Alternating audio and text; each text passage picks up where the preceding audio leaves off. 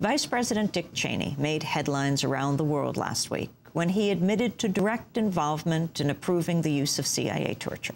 In an interview with ABC News, Cheney was questioned about the treatment of Khalid Sheikh Mohammed, who was waterboarded over 100 times in U.S. custody. Did you authorize the tactics that were used against Khalid Sheikh Mohammed? I was aware of the program, certainly, and involved in helping get the process cleared. That is, the agency, in effect, came in and wanted to know what they could and couldn't do. And they talked to me as well as others to explain what they wanted to do, and I supported it. There was a period of time there 3 or 4 years ago when about half of everything we knew about al-Qaeda came from that one source. So it's been a remarkably successful effort. I think the results speak for themselves. In hindsight, do you think any of those tactics that were used against Khalid Sheikh Mohammed and others went too far? I don't. And on KSM, one of those tactics, of course, widely reported was waterboarding, and that seems to be a tactic we no longer use. Even that, you think, was appropriate? I do. On Sunday, Vice President Cheney appeared on Fox News and once again defended the Bush administration's actions. When you get into use of forces in wartime, means collecting intelligence. And therefore, I think you're fully justified in setting up a terror surveillance program to be able to intercept the communications of people who are communicating with terrorists outside the United States. I think you can have a robust interrogation program with respect to high-value detainees. Now, those are all steps we took that I believe the President was fully authorized in taking and provided invaluable intelligence, which has been the key to our ability to defeat al-Qaeda over these last 7 years. This is at the core of the controversies that I want to get to with you in a moment. If the President, during war, decides to do something to protect the country, is it legal? In general proposition, I'd say yes. You need to be more specific than that. I mean, but clearly, when you take the oath of office on January 20th of 2001, as we did, and you take the oath to support and defend and protect the Constitution of the United States against all enemies, foreign and domestic, there's no question about what your responsibilities are in that regard.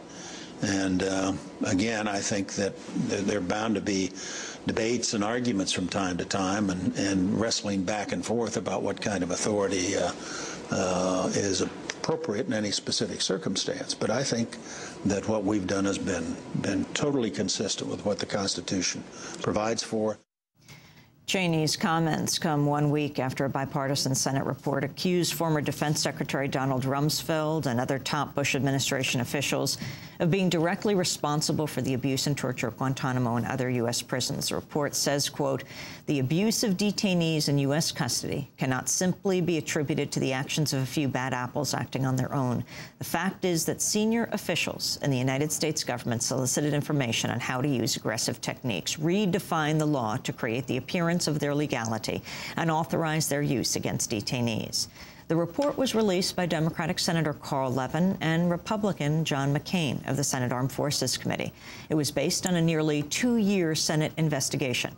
Well, on Friday, Democratic Congressmember Jerrold Nadler of New York called on Attorney General Michael Mukasey to appoint an independent counsel to investigate Cheney, Rumsfeld, and other senior Bush administration officials on torture charges.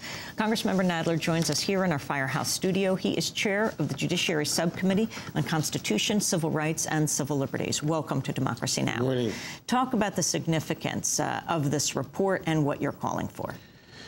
Well, the report was an official finding of the Senate Armed Services Committee on a bipartisan basis, essentially, that the United States government, through the high officials of the Bush administration, authorized torture and cruel and degrading treatment of prisoners.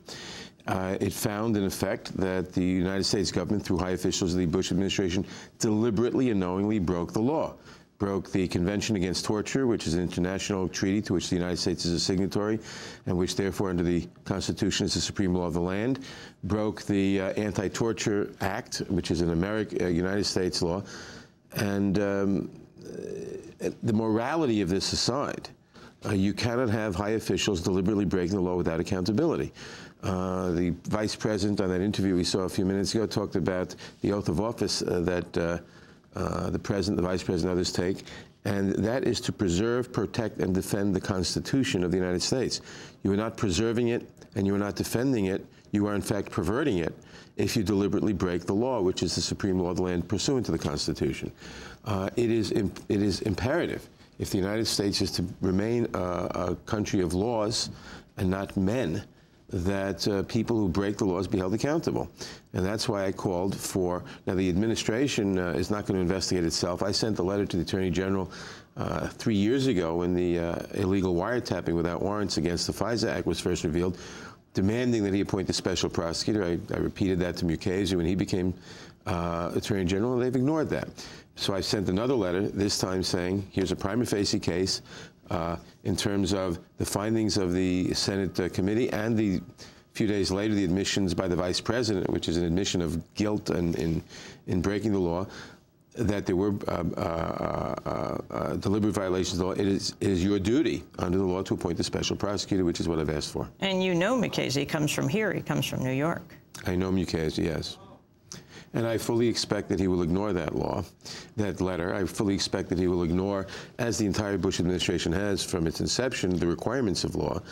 And there are things that it is imperative that the Obama administration, when it takes office, and the Congress in January, take steps to hold officials accountable for violations of law.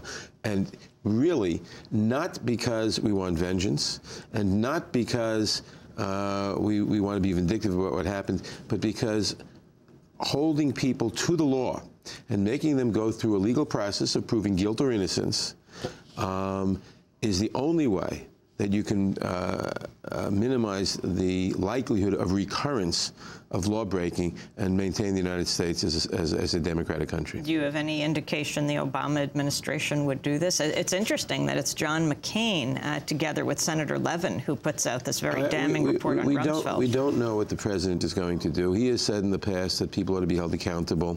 He's also said that we are not going to be looking to punish people from the past. I am sure he will get advice that says, Mr. President, be a uniter, not a divider. Look to the past, not the future. That is poisonous advice, because it guarantees, if nothing is done, that the next time some irresponsible person becomes president or secretary of defense or undersecretary or whatever, that this kind of thing will happen again. We have now seen several presidents. We saw President Reagan, President Bush pardon people in their own administration for crimes. It may be that this President Bush will do the same thing. And what this means is that it opens the door and it invites future administrations to commit crimes. Well, let's talk about that. I mean, you rarely have Cheney being so open about, well, this is the first time he says, yes, he endorsed this, he supported it, he initiated it. Is he doing this because he wants a pardon for a pre-pardon, even well, if... maybe. And what does that mean? What does what mean? A pre-pardon. Well, it's not a He's not charged. No, it's not a pre-pardon, or preemptive. The pardon power is pretty unlimited. Some people would say totally unlimited. And certainly President Bush, the first President Bush, pardoned people who had not yet been charged with a crime. It is entirely possible that this President Bush will say, I hereby pardon anyone who between September 11th, 2001 and December 31st, 2008 allegedly violated the statutes against torture or whatever. He could do that. That's a preemptive pardon. I think it's wrong not as a matter of law. It ought to be wrong as a matter of law. Who did the first president preemptively pardon? Well, he pardoned Caspar Weinberg and various other people for their alleged roles. I say alleged because it wasn't proven, because the trials were aborted by the pardon But in Iran. Were they indicted at that point? I don't recall whether they were indicted or not. Now, President Carter pardoned all people who were draft evaders. They could come home from Canada. And they hadn't been indicted, and he didn't use any specific names. So the pardon power is pretty unlimited. And President Bush Sr. issued these pardons on Christmas Eve. On Christmas Eve. Right, and it remains to be seen what President Bush will do. But this is an ongoing long-term battle. And whether President Bush issues pardons or not, I think we have to take a number of legislative steps to rein in what is now the inordinate power of the executive branch to break the law. with impunity. One, I am going to introduce legislation in January to restore the old special prosecutor statute, the one that Ken Starr abused. It'll have a protection in it. It'll say, and what this says is if the administration doesn't appoint a special prosecutor to investigate crimes it committed, then anyone can go to court and get a court to appoint a special prosecutor. But it will say only for official crimes committed by an administration that are as official acts. That'll be a sharp limitation on that power. Secondly, I'm going to introduce a constitutional amendment to restrict the president from issuing pardons for official acts by members of his own administration.